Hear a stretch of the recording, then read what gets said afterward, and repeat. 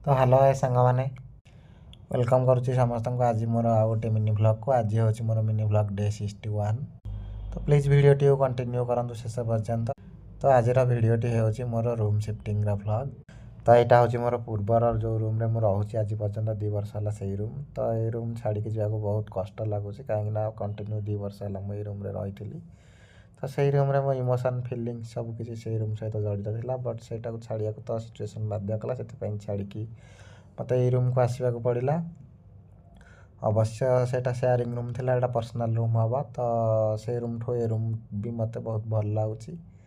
तो ऊपर कौन अच्छी छात थी आजबेस्ट से तो फरक अलग कथा से मत किसी फरक पड़े बट से रूम ठू ए रूम मत बहुत भल लगुच।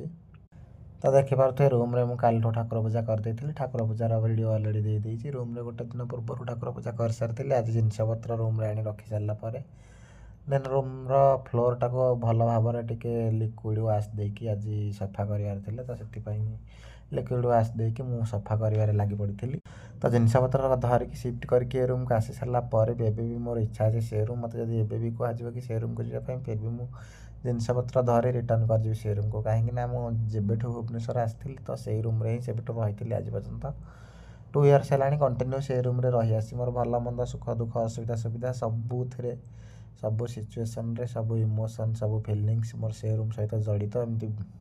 या भितर 1 ईयर पूर्व मोर गोटे थर गोड़ कटि जाता गोड़े स्टिच पड़ा तो मुझे चली बुली पार से समय भी मुझे रूम रे कंटिन्यू शोई रही। तो से रूम सहित जेहेतु एत दिन है रही जाती तो से रूम रो इच्छा तो होनी छाड़ी आसवाई मन बहुत दुख रूम छाड़ी आसला परे। तो कौन करा छाड़ से कथा जहाँ भी हो।